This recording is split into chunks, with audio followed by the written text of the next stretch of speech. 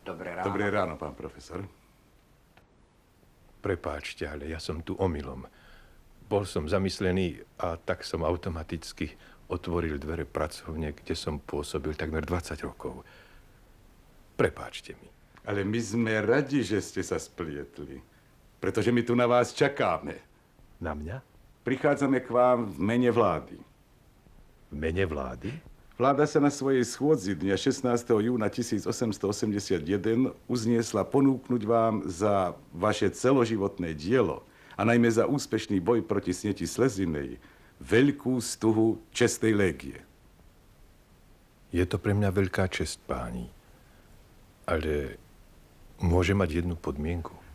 Ako znie vaša podmienka?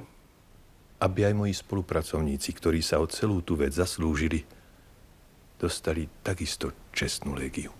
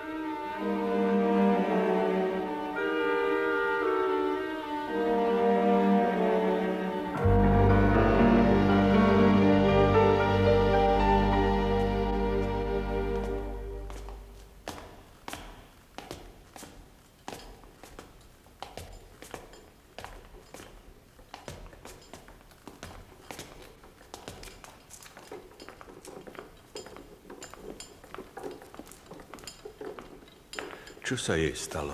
Pohryzená.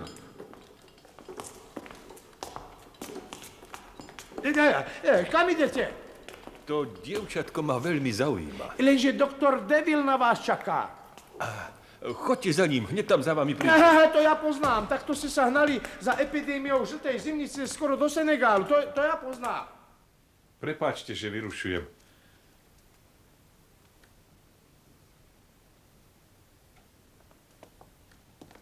Čo bude s tou maličkou? Profesor Pastér, veľmi ma teší, že ste k nám prišli. Nemal som potuchy. Nie. Čo s ňou bude? Ak bude mať šťastie, tak nič. Ak nie, tak je koniec. Ako sa volá to nešťastie? Besnota. Za ako dlho sa to spozná? Za 20 až 60 dní. Za tak dlho? Áno. Viete to iste? Áno. Vediem si záznamy o všetkých prípadoch, ktoré nám sem prišli. Chcete do nich nazrieť? Teraz na to nemáme čas. Až na budúce. To je dobrý nápad. Môžem sa na tú maličku prísť pozrieť? Samozrejme, pán profesor. Ďakujem vám. No tak, dovidenia. Prepáčte, pán doktor. S kým som mal tú česť? Doktor Roux, pán profesor. Teší ma. Pastér. A to vy tých 20 až 60 dní iba nečine čakáte?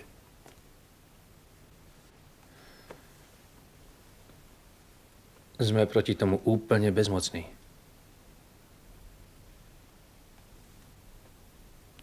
Ten pocit poznám.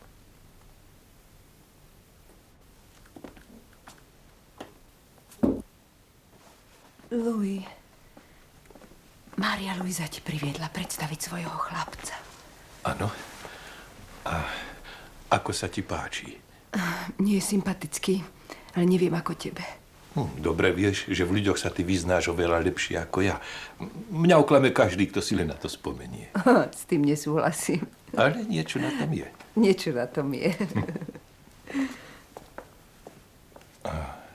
Je s ním Mária Luisa šťastná? To poznáš aj ty.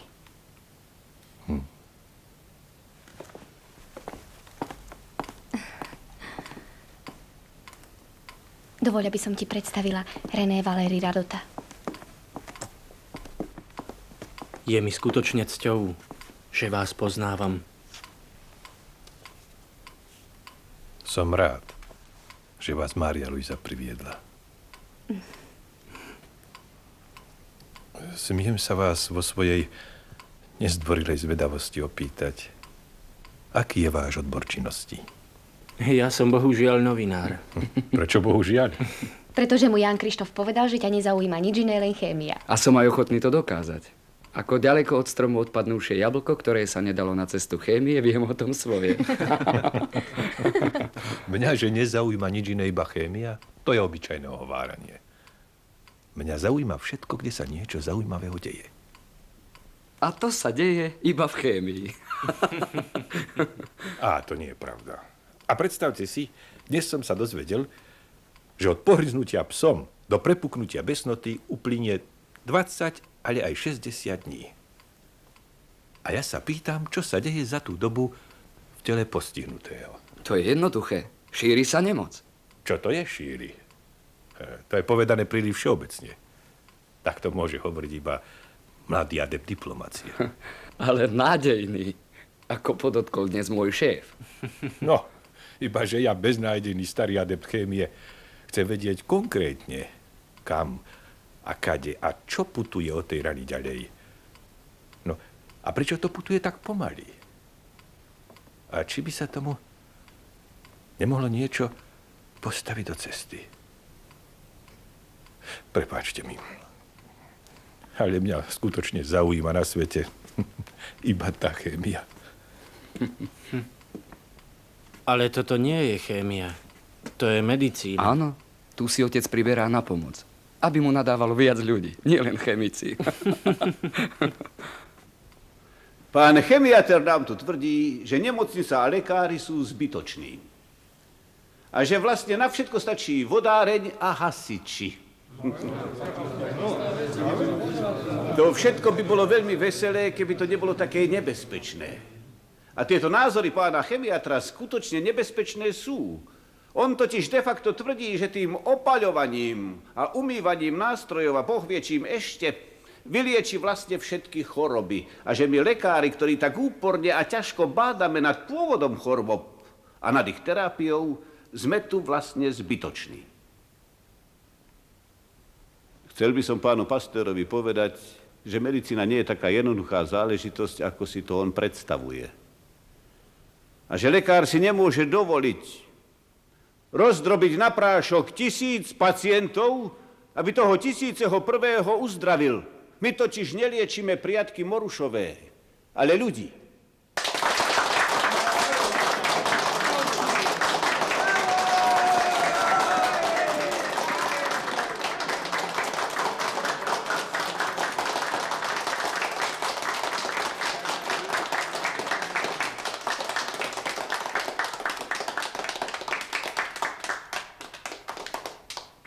Slovutní páni, som iste posledný, ktorý by bol proti bádaniu. Ale každý rozumný človek pochopí, že nemá zmysel bádať a súčasne si svoju bádateľskú činnosť ničiť.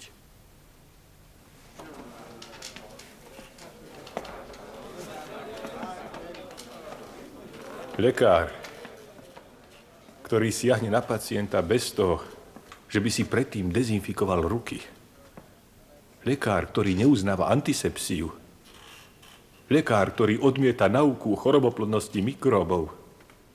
Taký lekár rozdáva miesto zdravia chorobu. A miesto života smrť. Smrť tisícom!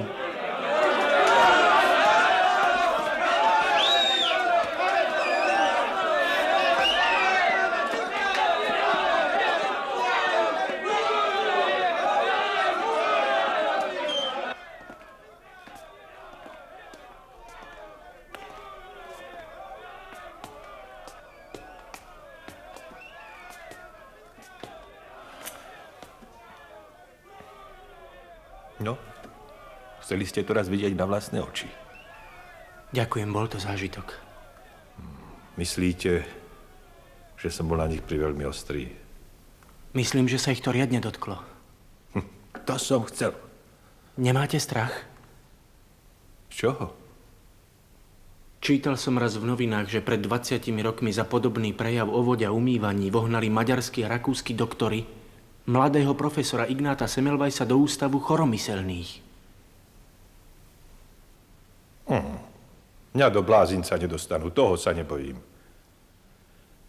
Skôr ma mrzí, že v tých potičkách a škriepkách márne strácame čas. Zatiaľ, čo by sme mali spojiť všetky sily k spolupráci.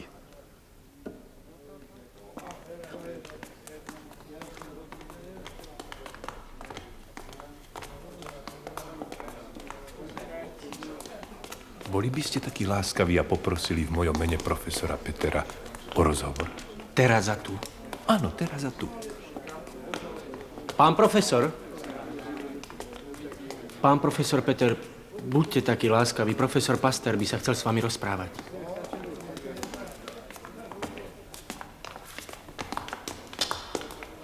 Nehnevajte sa, že vás obťažujem svojou prosbou. Nič sa nestalo, čo si ráčite želať. Ponúkam vám spoluprácu. Vy chcete spolupracovať s našou fakultou? Nie s fakultou, ale s vami osobne. So mnou? Zabudnime na tú žabomyšiu vojnu. Spôsob, akým napádate samotné základy našej existencie, sa mi nezdá žabomyší. Urobme teda prvý krok ku zmiereniu my dvaja. Naši pacienti, najmä tí, ktorých operujeme u nich doma, k nám strácajú dôveru. Mne skôr ide o tých, ktorí si to nemôžu dovoliť pozvať vás domov. Tých sú plné nemocnice, márnice. Rozhodli ste sa dávať mi ďalšie lekcie? Prepáčte, ospravedlňujem sa vám. Môj záujem na spolupráci je úprimný. Na čom môžeme my dvaja spolupracovať? Na besnote. Na čom? Na odhalení besnoty a vynájdení účinnej terapie. Súhlasíte? Pán profesor, my lekári sme zrejme na rozdiel od chemikov zvyknutí spolupracovať výhradne s odborníkmi vzdelanými v tom ktorom odbore. A po druhé, pracovať na veci, ktorá má aspoň aký taký reálny podklad pre úspešné vyriešenie. Porúčam sa vám.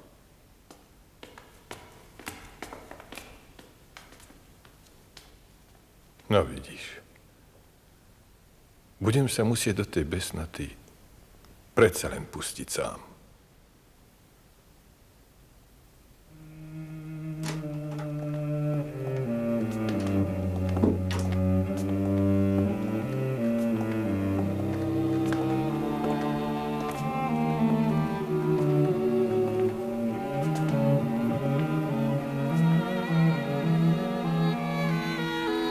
Umiera? Áno.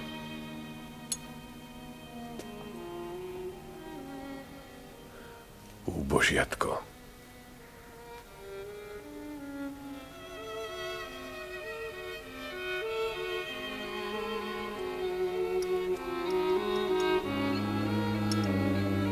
Chcem sa na to pozrieť.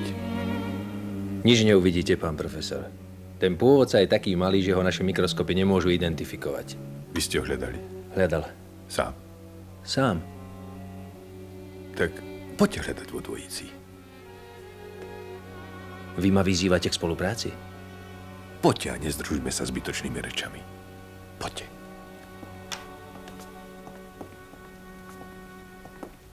A tak s radosťou vítame medzi sebou záchrancu nášho francúzskeho vína, spasiteľa nášho francúzskeho piva, človeka, ktorý priviedol k životu náš francúzsky dobytok, tým, že objavil sneď slezinovú a zachránil naše francúzske sliepky. A skrotil som aj nášho francúzskeho bacila. Nech teda žije náš trikrát slávny a nesmrteľný profesor Louis Pasteur a jeho nebojácna žena a spolupracovníčka. Vivat! Vivat! Vivat!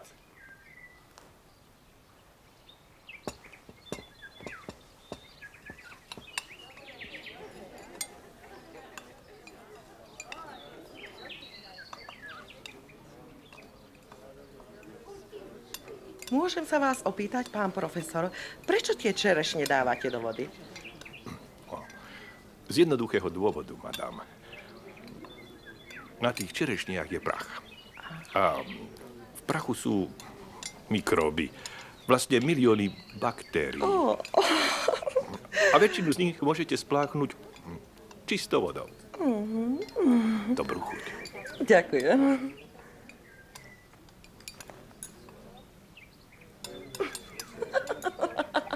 Práve teraz ste ten milión baktérií vypili. Madam, ľudstvo sa udržalo po tisícky rokov a vôbec o baktériách nevedelo. Náš organizmus je na život s mikróbmi i proti mikrobom zariadený. Keby ich nemal, tak by dokonca začal chradnúť. My, že potrebujeme baktérie?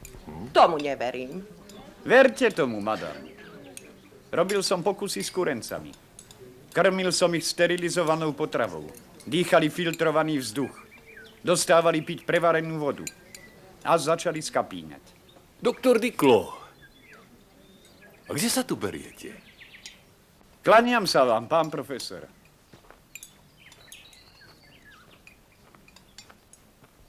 Som tu ako zástupca tých kurčiat.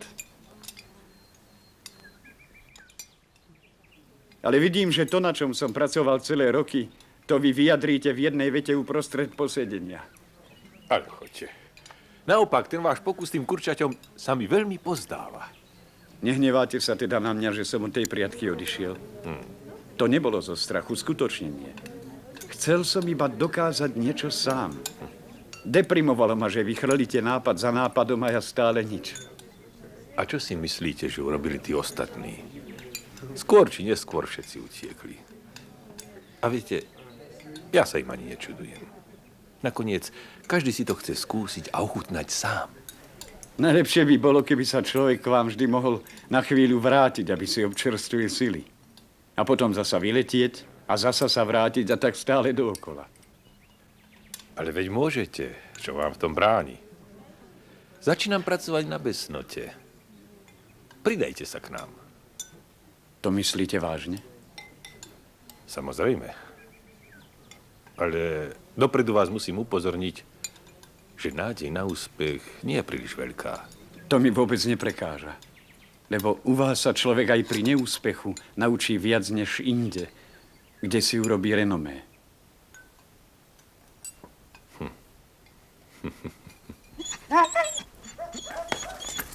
Pozor, vyhýbajte sa jeho papu. Čo tam po nás, pán profesor? Nás pohryzí iba do ruky, ale vám čo chvíľa odhryzne celý nos. No, sa. Ide to. Ide to celkom pekne, len ho ešte trošku pridržte.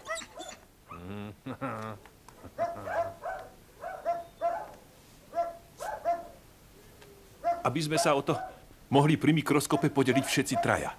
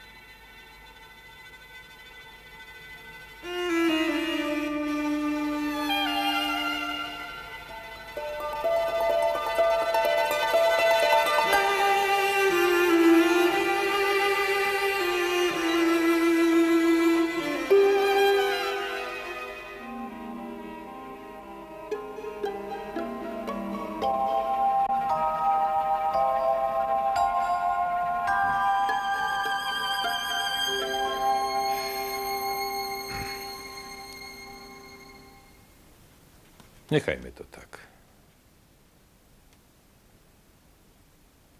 Skúmali sme slinu besného psa, slinu dieťaťa umierajúceho na besnotu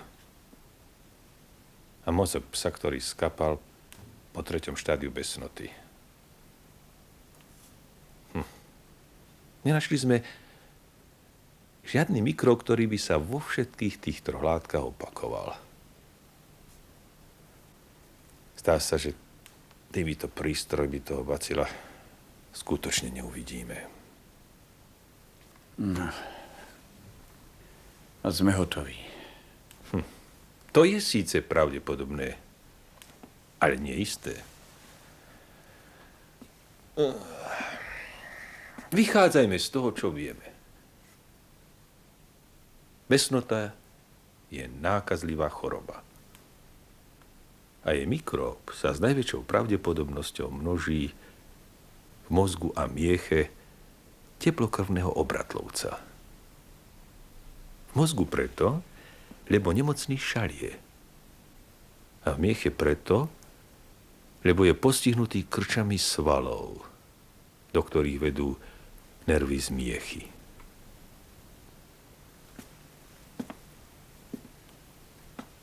Podľa štatistík je zistené, že čím bližšie k mozgu nákaza vnikla do tela, tým rýchlejšie a prudšie človek potom onemocnie.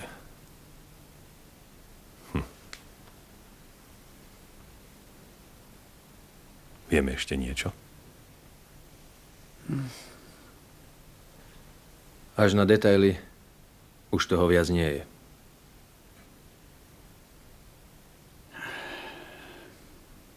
Takže predstavme si cestu, ktorá vedie k mestu nazvanému mozog.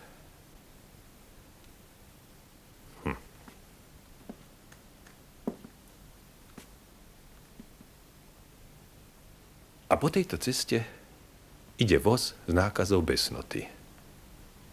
Ak príde k mozgu, človek zomiera. Jediná možnosť je poslať za vozom nejaký rýchlejší voz.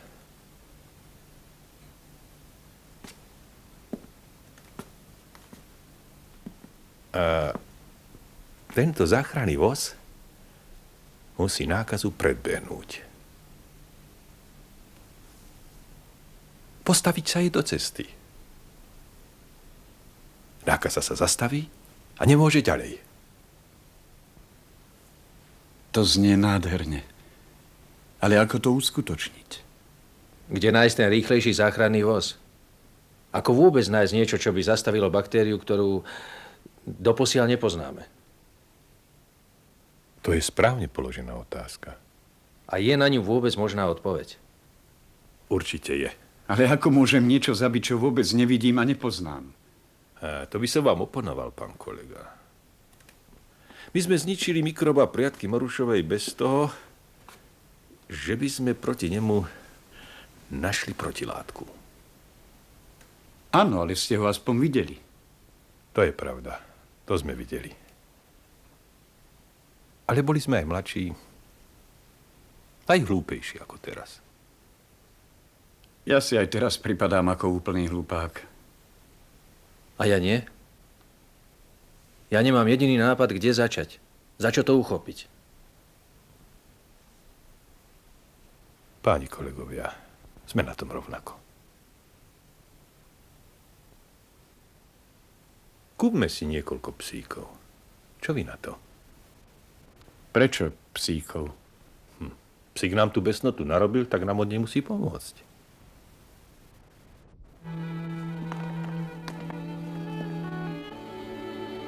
Drahá mama a otec, dovoľte mi, aby som vám poďakoval za to, že ste mi dali svoju dcéru.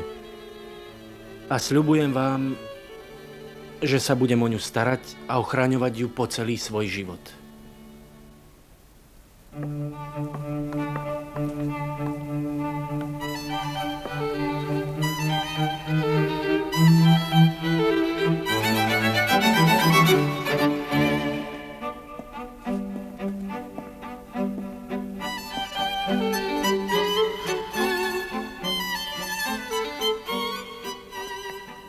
Chlapče, Oče, buď šťastný.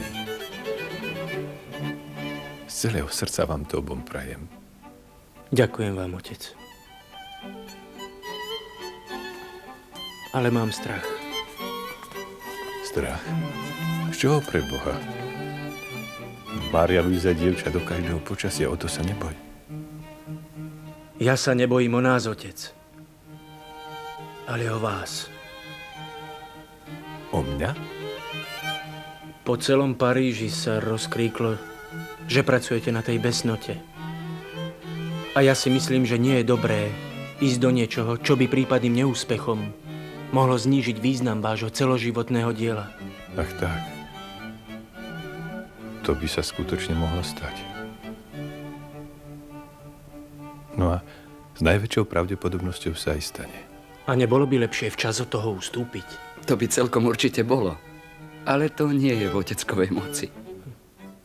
Vykonáva na vás niekto nejaký nátlak?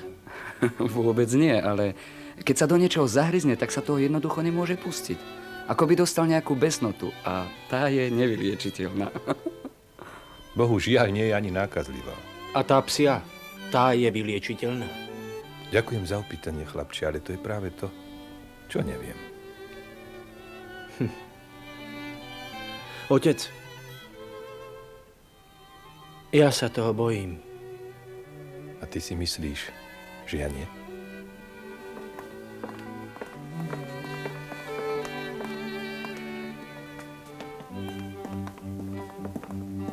O čom ste sa tak dlho rozprávali?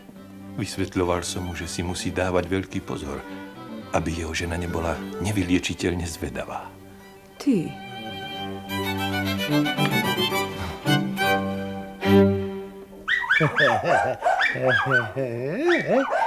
Tí čokli majú takú chuť, že ma raz možno zožerú celého. Ešte to chvíľku vydržte, Jozef.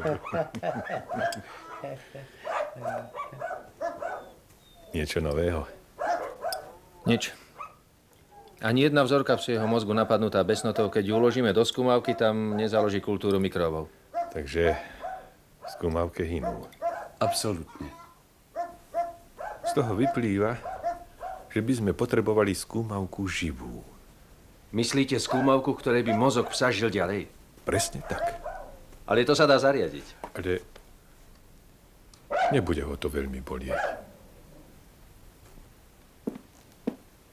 Dobré ráno, pán profesor. Realizovali sme vašu myšlienku.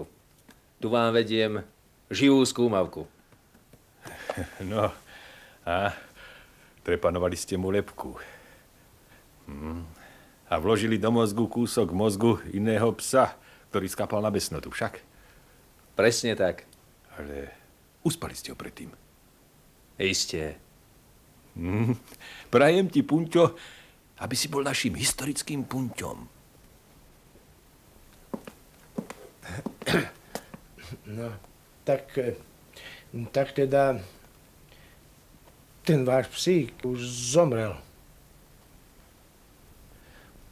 Už za 14 dní? Teda dôkaz o mikróbe besnoty a jeho sídle je podaný. Napriek tomu mikrób zostáva neviditeľný.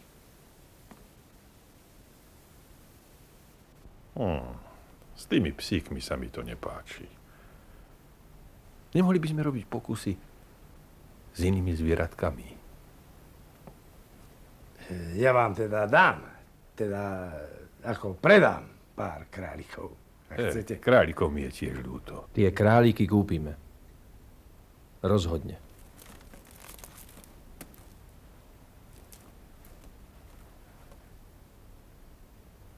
Králik je výborný. Vykáže príznaky besnoty už za 6 dní. Takže môžeme urobiť oveľa viac pokusov. Ale aj tie králiky uspávate však. Králiky sa uspávajú veľmi ľahko. Stačí kvapnúť pár kvapiek chloroformu na kúsok pijaka, zamávať mu s tým predňufáčikom a už spí.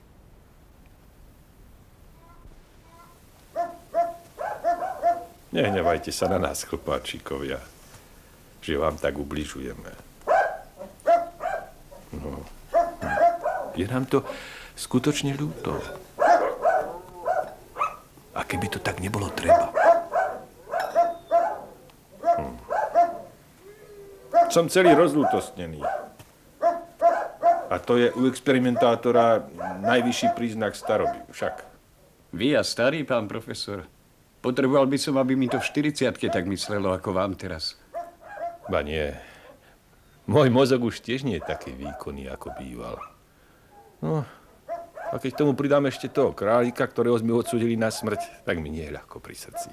Tomuto chlapíkovi sa na onen svet veľmi nechce.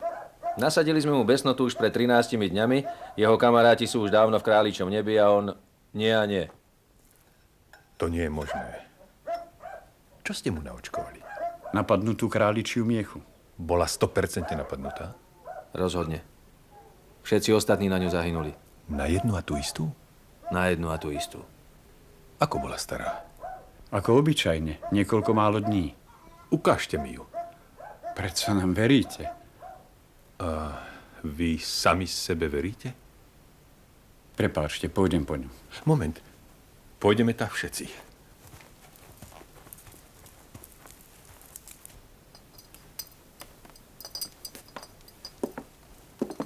Kto očkoval?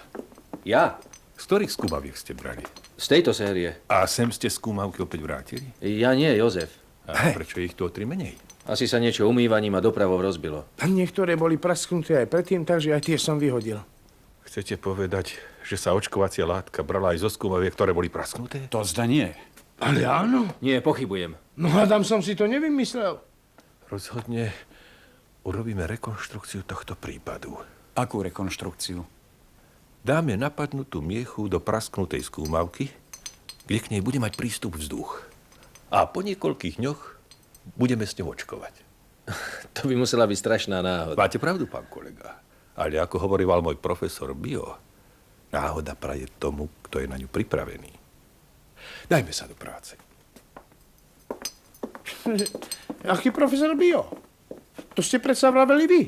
A nik iný. To je predsa jedno, kto to hovorieval. Dôležité je, komu to poslúži.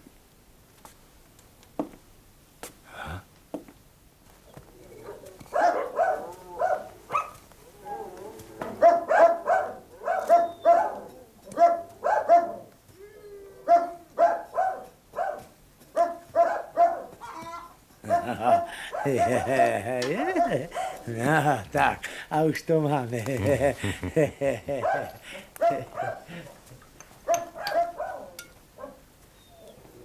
Vo všetkých skúmaných prípadoch sa skutočne ukázalo, že miecha plná mikrobov besnoty, keď je 14 dní na suchom vzduchu, prestane byť, ak to môžeme tak povedať, jedovatá. Bohužiaľ ani miechu, ani mozog živého človeka nemôžeme vystaviť suchému vzduchu a tak nám to nie je nič špatné. Predsa je to ale nejaký pokrok, ak sa nemýlim. Rozhodne je. Lenže nevieme, aký. Prepáčte mi, pán profesor, moju večnú skepsu. Nemusíte sa ospravedlňovať. Skepsa je v našom odbore takisto cenná ako viera. Vraciam sa k tomu vášmu prirovnaniu s vozom, ktorý vezie nákazu do mesta zvaného mozog. A k tomu, že by sme za tým vozom mali poslať niečo rýchlejšie, čo by sa mu postavilo do cesty. Ako by sme túto tézu mohli uplatniť teraz, po tom, čo vieme? Myslím, že nijak. Už zostarla. Ale porozprávajme si inú legendu. Do terča zvaného mozog smeruje jedovatý šíp. Ten terč je malý, bezbranný a v žiadnom prípade sa nemôže ubrániť zásahu toho šípu. Jediné, čo vieme, je to, že let toho šípu bude trvať najmenej 14 dní. A čo keby sme ten mozog do tých čias nejako obrnili? Ale ako? A čím? Nepoznáme predsa nejakú obrannú látku.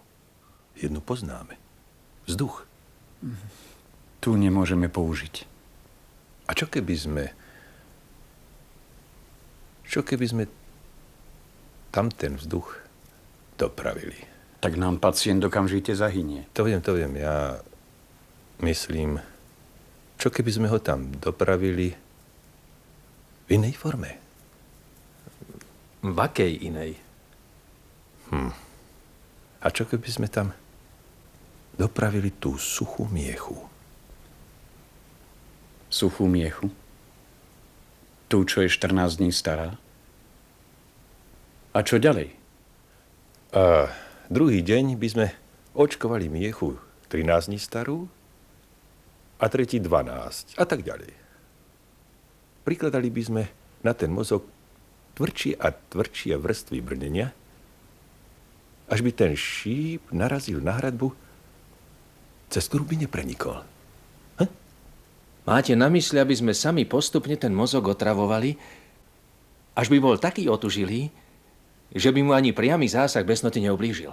Presne tak. Aby bol voči besnote imunný. Áno, tak. To je fantastické. To je objav. Moment, pán kolega. Zostaňte radšej pri svojej skepse. To vám viac pomôže.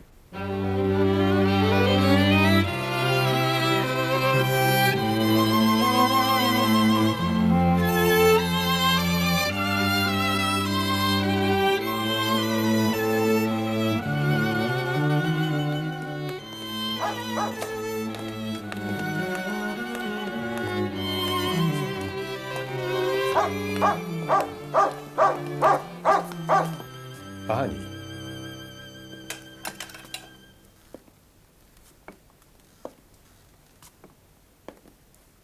tento pes bol pred 14 dňami pohryzený na 9 miestach iným besným psom. Priviezli nám ho a my sme začali svoju očkovaciu kúru. Zhruba po 14 dňoch by bol takto pohryzený pes v poslednej agónii, kedy sa vrhá na všetko živé. Jozef, otvorte prosím klietku. Pán akademik, musí to byť?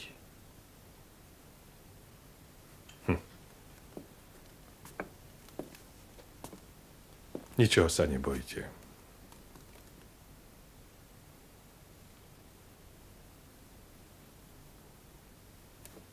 Jozef, otvorte.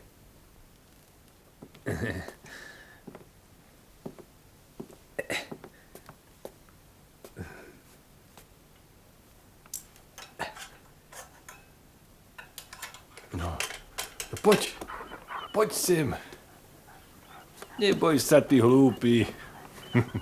Tu ti nikto neublíži. No. Ale takto predsa skutočne nemôžeme ďalej postupovať. Celý svet vie o tom, že máme liek proti besnote a k nám na ministerstvo zahraničných vecí prichádzajú žiadosti od najvyšších hlav štátov. No čo im my máme odpovedať? Môžeš mi to povedať? Čo im my máme odpovedať? Napíšte im to, čo im píšem ja. A to je?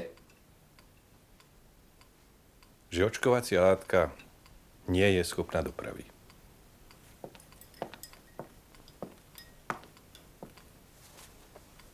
A je schopná?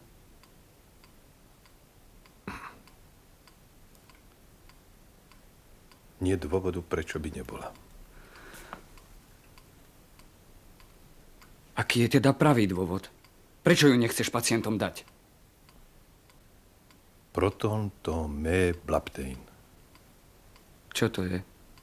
Prvý zákon Hippokrata, otca všetkého lekárstva. Neublíži nemocnému. To znamená, ak mu nemôžeš pomôcť, tak mu aspoň neuškoď. Ale prosím ťa, ako by si mu mohol uškodiť, keď už máš najmenej 50 psov, na ktorých imunizácia vyšla? No je vôbec nejaký tvor, na ktorom sa to nepodarilo? Nie je. No tak. A podľa teba nemôže existovať nejaký vnútorný rozdiel medzi tým, ako reaguje na injekciu pes a ako by reagoval človek?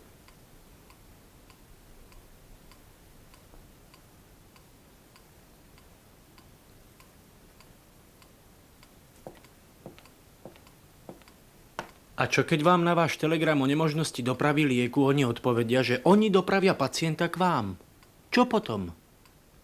To neviem. Včera som dostal list od cisára. Od akého cisára? Brazílskeho cisára Pedra II.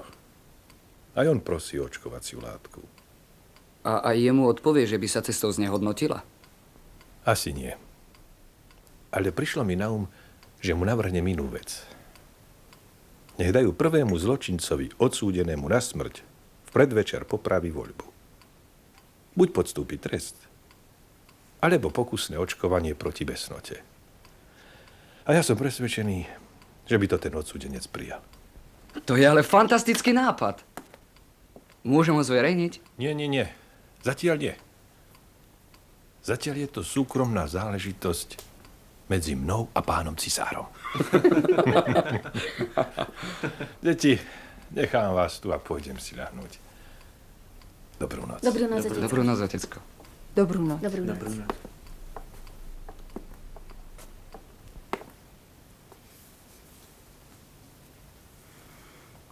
Tú vec už dlho neudržíš však. Ja viem, ale pochop ma, poprvý raz v živote liečím živých ľudí a myslím si, že aj posledný.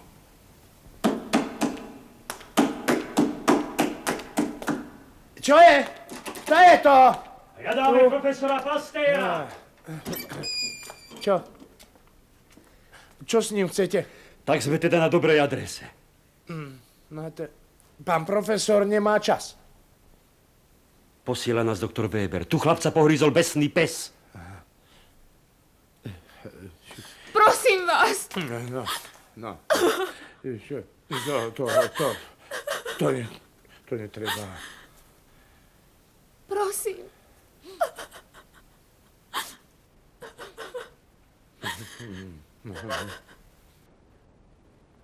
Poďte ďalej, Jozef.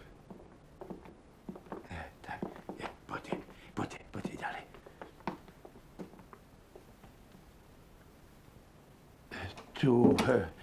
Títo ľudia vás hľadajú. Pán profesor.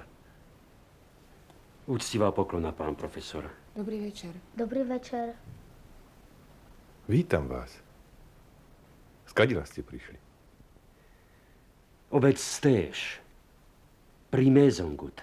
Až z Alsaska? Áno. A posiela nás doktor Weber. To meno nepoznám. Ale on pozná vás. My sme totiž prišli tu s malým Jozefom za ním. Pohryzolo môj pes. A ten mal besnotu. Ako to viete? Odniesol som ho ku zverolekárovi. A ten ho pýtval. Počkajte. Začnite pekne od začiatku. Myslím, že to bude najlepšie. Tak predvčerom ráno išiel chlapec do školy. A cestou po ňom skočil môj pes. Bol by ho asi dohryzol k smrti, ale našťastie išiel jeden murár a ten začal tlť psa dovtedy, kým malého Jozefa nepustil a utiekol. A on utiekol pochopiteľne k nám ako domov. A hneď na dvore po mne skočil. A pritom to bol ten najposlušnejší pes na svete. Začal ma tráť. A ja som videl, že je zle, tak som sa mu vyšklbol. Skočil som domov po pušku a psa som odstrelil. Medzi tým murár odniesol chlapca domov a ja som zavolal zverolekára. Ten urobil pitvu a povedal. To psisko bolo besné. Vedel som, že zle nedobre. Tak som skočil k majsterovcom, teda ako k ním. A ešte v ten večer sme zašli do mesta k doktorovi.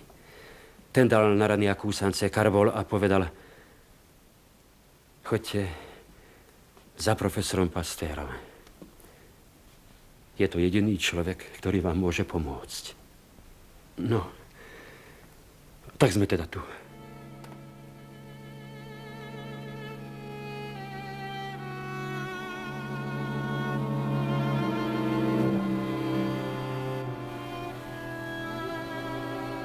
Čo sa stalo vám?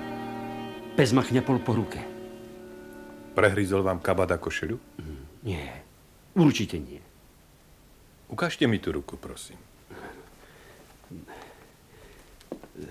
tak niekde tu, alebo tu. Slinil ten pes? Strašne.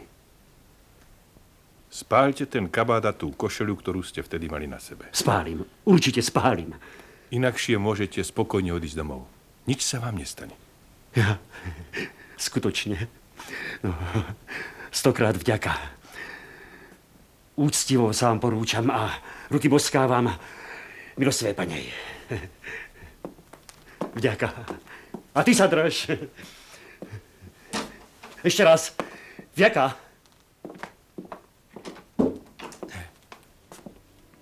No, tak. Pán profesor. To je...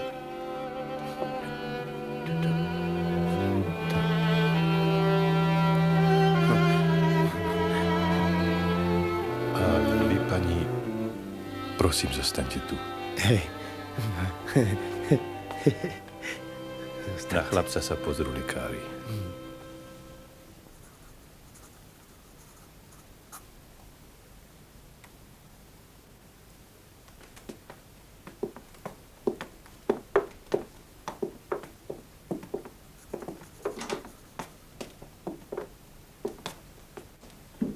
Zranení na ruke a na nohách.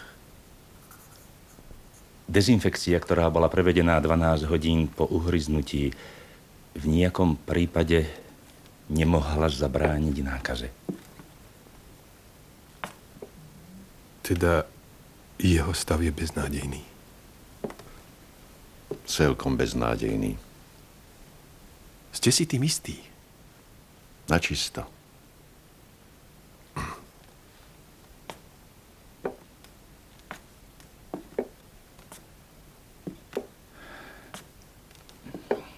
Ako často sem denne môžete zájsť?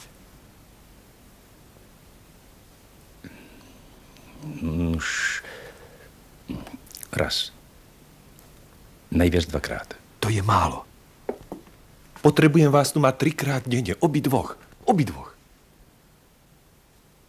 Prosím.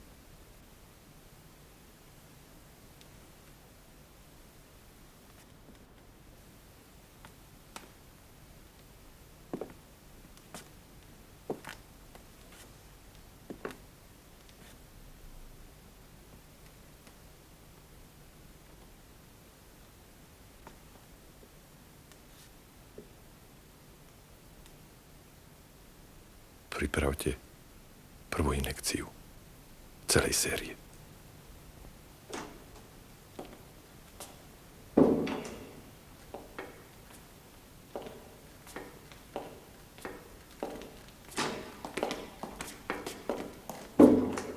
Vážený pán kolega, mám k vám jednu prosbu.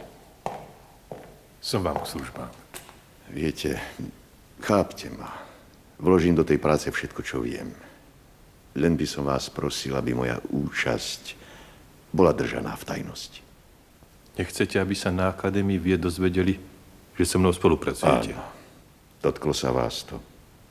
Ani pri najmenšom. Chápem, že vo svojej práci chcete mať pokoj. Ďakujem vám. V tom prípade si vás dovolím ubezpečiť, že máte vo mne spolupracovníka, ktorý je vám vodne v noci k dispozícii.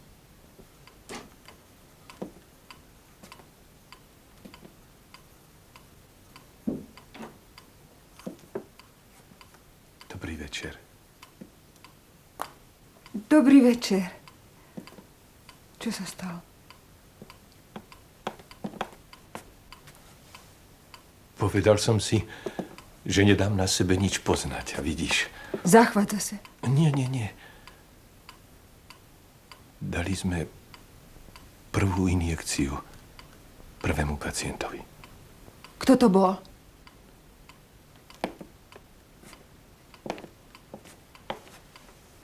Deväťročný chlapec z Alsaska. Priviezli ho strašne dohryzeného. A tú myšlienku s odsúdencom si opustil? Ten sa vrátil naspäť, nedoručiteľný. V Brazílii vypukla revolúcia, císar je zvrhnutý. Ale o injekciách si sa rozhodol ešte pred tým listom však.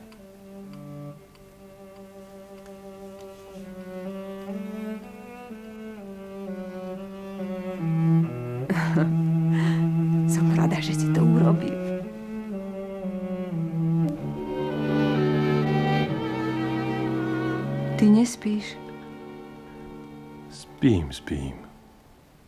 Nepočula som ťa oddychovať. A ja mám pocit, že dýcham za dvoch. Čaká nás 12 ťažkých dní. A nocí.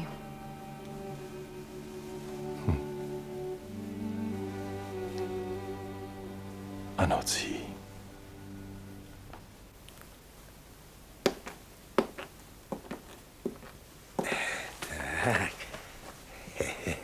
Kde je chlapec? Niekde dolu, medzi zvieratmi.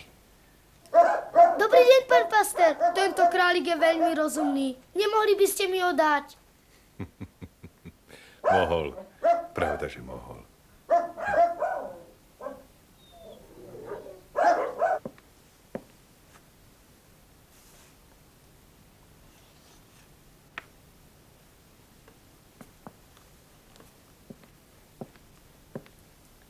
A dáte mi aj tohto psíka?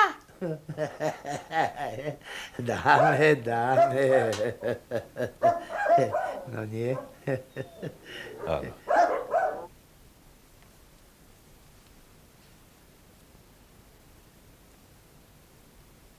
Aj tieto myšky mi dáte? Aj. Všetky? Všetky.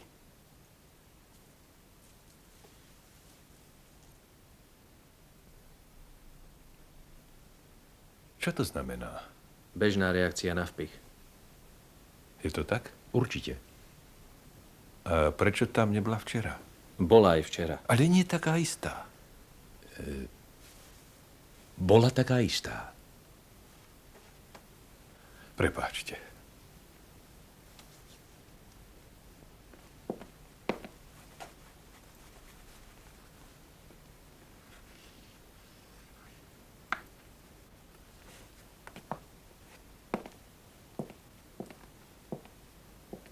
Nechytíš ma, nechytíš, pusti ho! Chyť ho! Pusti ma! Nedobehneš ma, rýchle! Nedobehneš! Jaj, pomoc! Nedobehneš ma, pusti ho, rýchle! Pusti! Pozrite sa, ako vyvádza. Prečo? Hrá sa. Predsa veľmi dobre viete, že prvé štádium besnoty sa ohlasuje vzrušením. Dávajte na ňo pozor.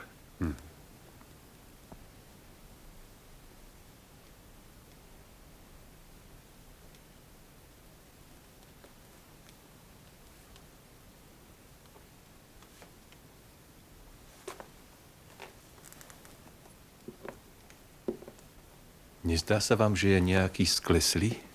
Ani by som nepovedal. Predsa všetci veľmi dobre vieme, že ďalším príznakom besnoty je duševná skleslosť. Včera som ho dôkladne vyšetril a nejaké príznaky duševnej skleslosti som nezaznamenal. Veľmi pekne vás prosím. Prezrite ho ešte raz.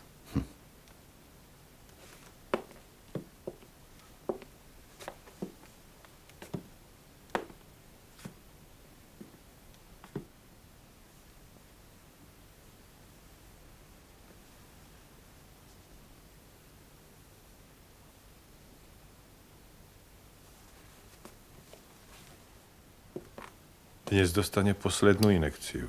Áno. Teda dávku, ktorá u neočkovaného tvora vyvolá bezpodmienečne do 14 dní besnotu. Ešte. Môžem to urobiť? Môžem to urobiť? Čože? Áno, iste, že prečo nie?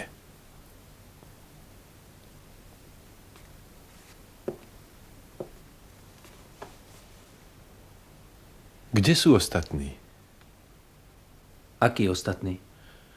Duclos, Grancher, Vulpian. Prídu neskoršie. Nemohli by sme na nich počkať? Počkáme.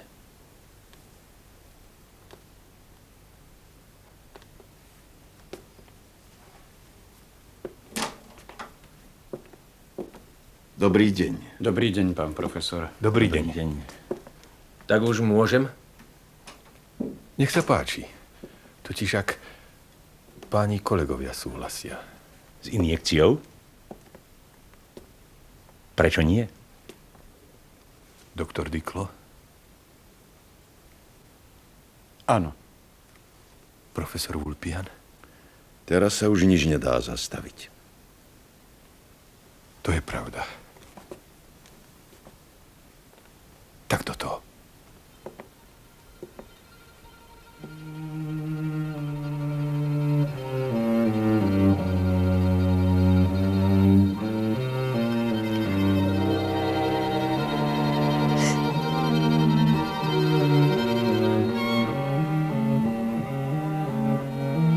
No vidíš, a už to máš za sebou. Pán profesor! Louis.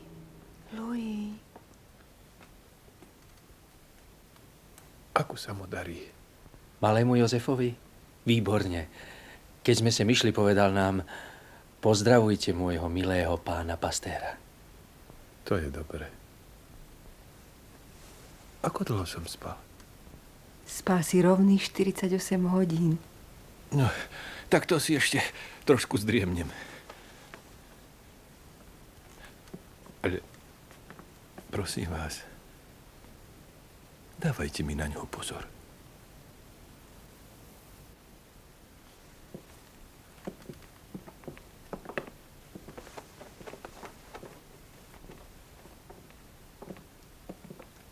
A vy nám zase, prosím, dajte pozor na neho.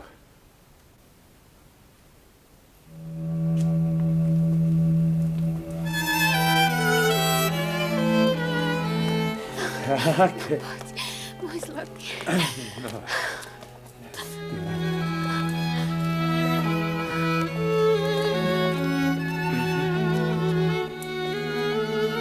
Ďakujem vám.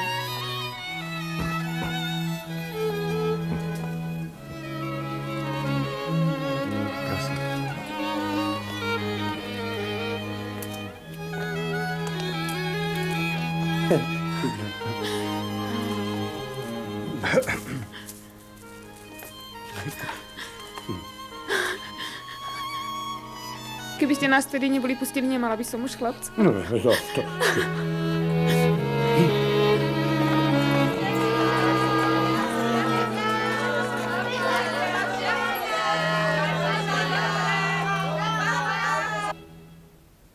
Do dnešného dňa sme teda očkovali 350 pacientov uhryznutých besnými psami a všetkých s absolútnym úspechom. A čo keby ste nám tak povedali o nejakých mŕtvych?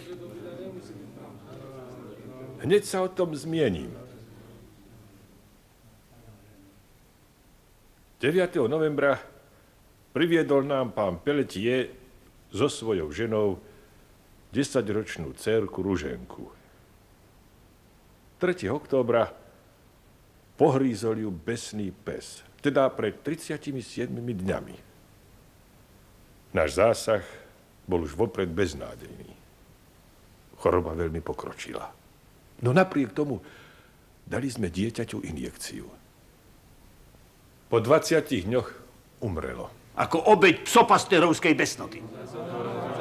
Chcem povedať profesorovi Peterovi, že aj Ruženke, tak ako každému inému pacientovi, sme dávali vakcínu z tej istej miechy, ktorej sme očkovali aj súčasne pokusné zvieratá. Je to kontrola pre prípad, že by pacient predsa len ochorel. Ak zviera ostane zdravé, je to dôkaz, že pacient neochorel následkom injekcie. A predsa ste ju zabili. Hovorte si, čo chcete. Zabili.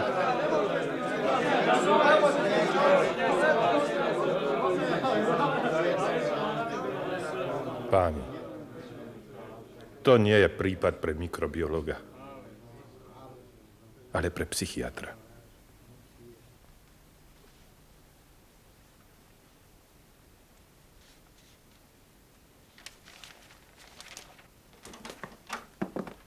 Dobrý deň, pán profesor. Dobrý deň. Dobrý deň.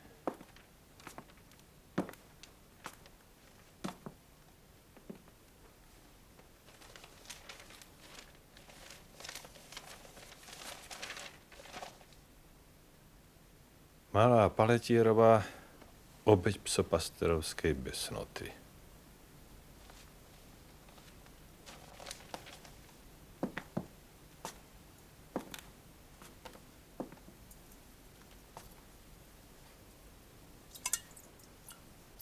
Tú formuláciu som už raz počul. Kde, pán profesor?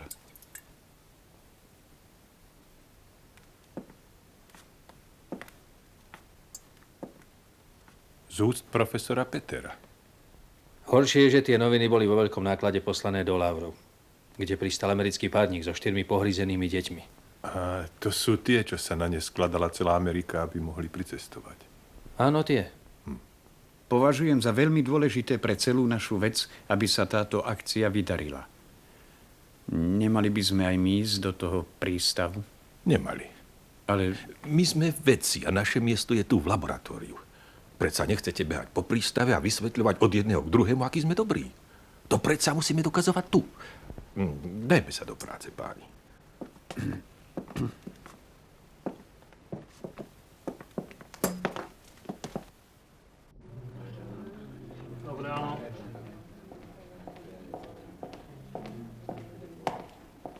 Začneme ako obyčajne očkovaním pacientov, ktorí k nám prišli prvý deň.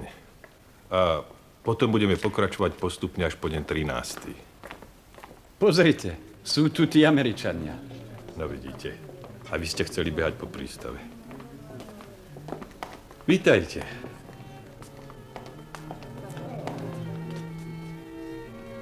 Volám sa Pasteur.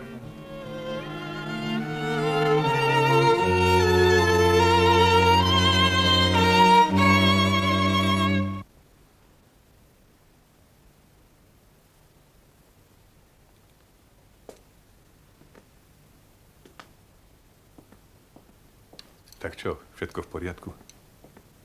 Zdá sa, že áno. A u tých malých Američanov nejaké komplikácie? Zajtra odchádzajú. Americké noviny vám robia veľkú reklamu.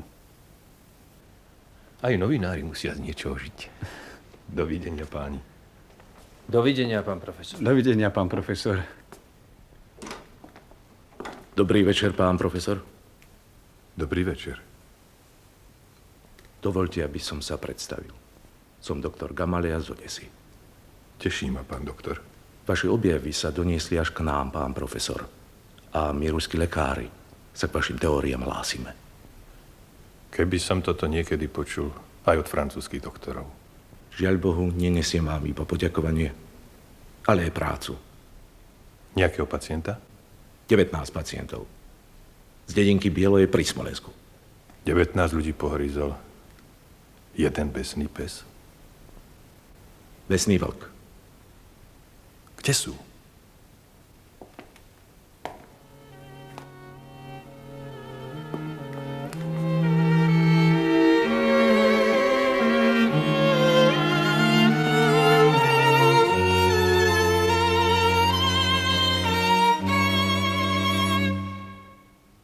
O slovo sa prihlásil slovutný kolega, profesor doktor Peter.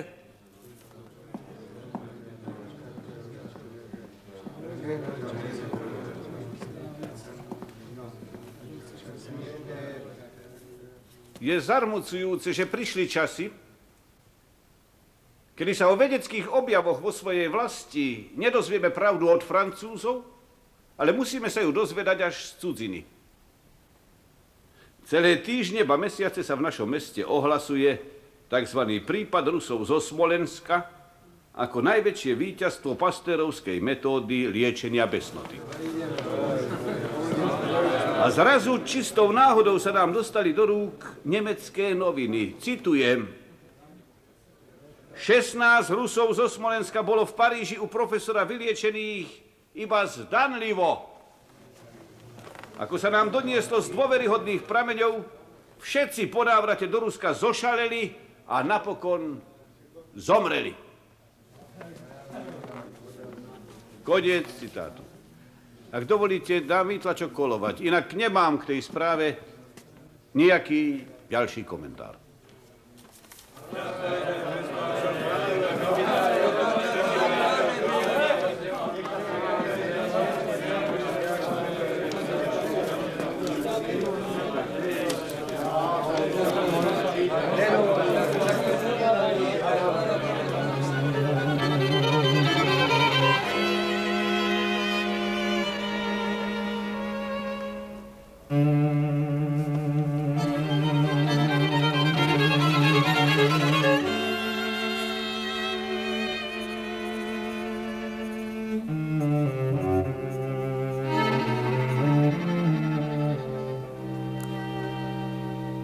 Chce sa niekto k tomu s pánov kolegov vyjadriť?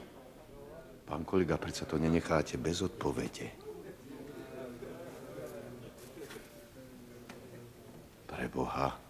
Profesorovi Peterovi neodpovie teda nikto? Tak odpovedzte, vy máte tie materiály. My nemôžeme. Nie sme členmi akadémie. Považujem teda tento prípad za skončený a venujeme sa ďalším problémom. Dajte mi tie telegramy. Ja by som sa k tomu prípadu rád vyjadril. Prosím, pán kolega.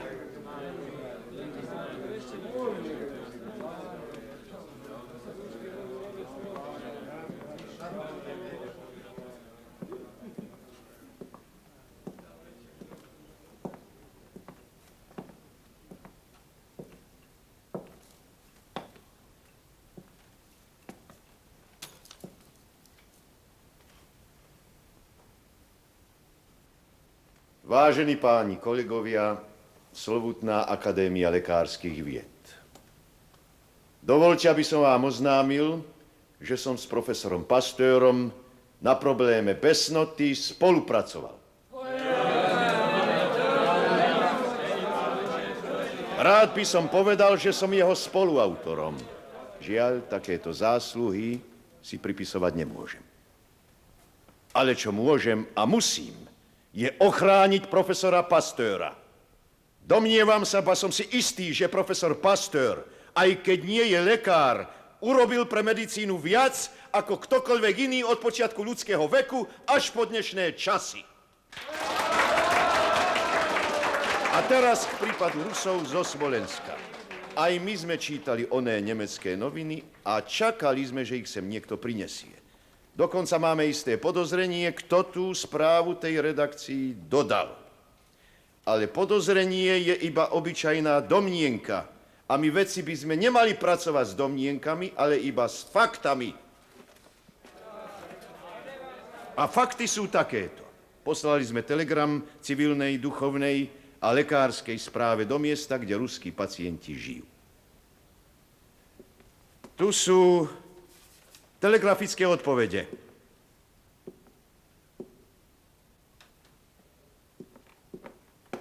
Prosím.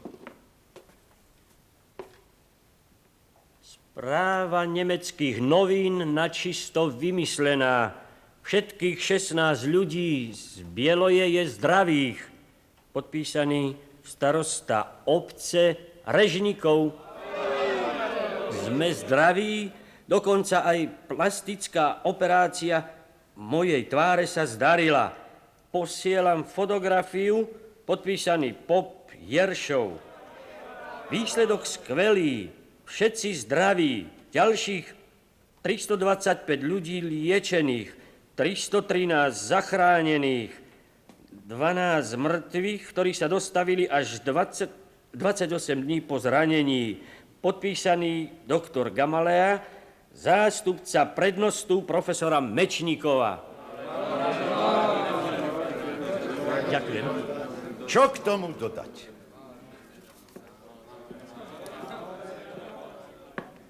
A zdá iba to, že žiadam profesora Petera, aby už raz prestal s tou neospravedlniteľnou vojnou. Nerozvážne napáda jeden z najväčších objavov ľudstva. Ale sláva Pasteurova je taká veľká, že si všetci na nej vylámu zuby.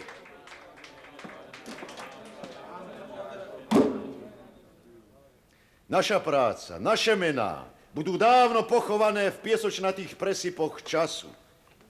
Ale meno a práca Louisa Pasteura budú večne žiariť a ich jedinečný jas prinesie slávu celému Francúzsku.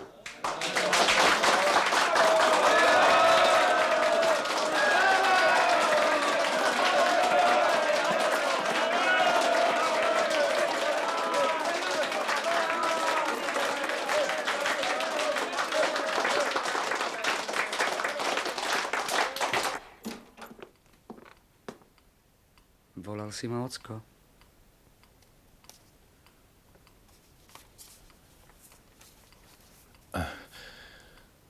Poď bližšie.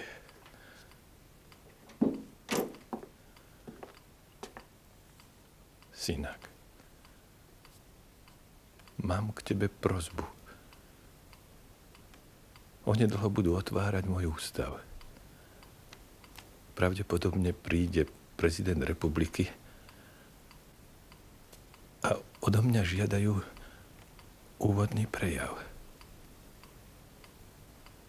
Bol by som rád, keby si ho mohol prečítať miesto mňa. Ja otec? Ty. Ale ty predsa už môžeš hovoriť. Môžem, ale iba potichu. A potom nie som si istý, či by som ten prejav dokončil. Tak požiadaj niektorého zo svojich spolupracovníkov. To nebude vedecký prejav. To bude vyznanie. Bol by som rád, aby ho vyslovil môj syn. Dobre, ocko. Ako si želáš. Ďakujem ti. A nechceš, aby som ti pomohol s jeho formuláciou?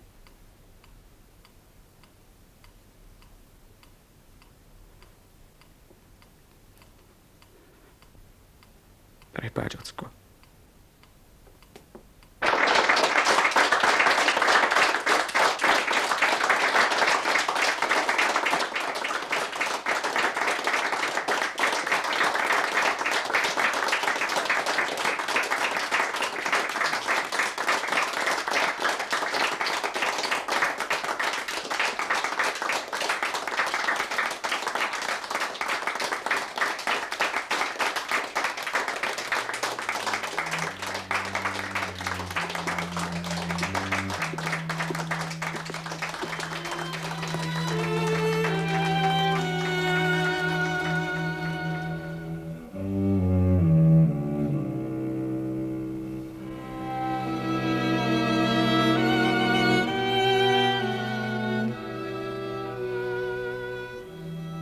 Deň, kedy som vytušil budúcnosť, ktorá sa pred nami rozprestrela možnosťou oslabovať mikróby, v ten deň som sa obrátil na svoju vlast, aby nám umožnila vybudovať laboratória, ktoré by sa venovali štúdiu niektorých ťažkých a záhadných chorôb. A Francúzsko nás začalo obdarovávať. Prichádzali kolektívne dary i prejavy štedrosti od jednotlivcov. Dary bohatých i úspory robotníkov, ktorí sa s nami delili o mzdu za ťažkú a lopotnú prácu. Skôr ako bol položený základný kameň tejto budovy, rozhodol sa výbor napriek mojim protestom, že ústav ponesie moje meno. Aj naďalej namietam, že pocta náležiaca vede nemá byť preukazovaná jednému človeku. Ale aj keď som znepokojený touto premiérou pocty, som za ňu zároveň hlboko vďačný. Dva protichodné zákony sa stretávajú vo svete. Na jednej strane je to zákon krvi a smrti, ktorý stále vynachádza nové spôsoby ničenia a núti ľudí, aby boli každú chvíľu pripravení odísť na boisko. Druhým zákonom je zákon mieru, práce, blaha, ktorý nemyslí na nič iného, iba na to, ako by zbavil ľudstvo bolesti a morov, ktoré na neho zo všetkých strán dorážajú. Ktorý zákon zvíťazí? To nikto z nás nevie. Ale čo môžeme povedať s určitosťou je to, že veda, ktorá počúva zákon ľudskosti, sa bude zo všetkých svojich síl usilovať, aby rozšírila hranice života. A myšlienka, že človek prispel k sláve svojej vlasti, takáto myšlienka radosť iba prehlbuje. Pretože ak veda nemá svoju vlast, vedec ju mať musí. V sobotu 28. septembra 1895 Louis Pasteur zomrel. bol pochovaný 5. októbra v Paríži s poctami, ktorým zo zotrvačnosti vravievame kráľovské.